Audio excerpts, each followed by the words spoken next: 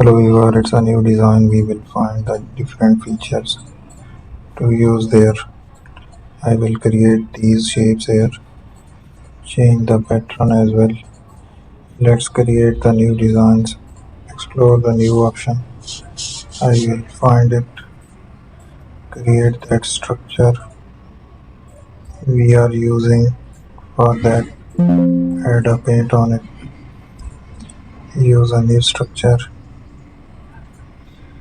use that into designs, explore that option, changing the structure here.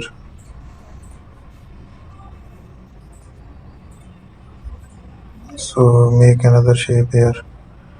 To explore the more option, I will find it,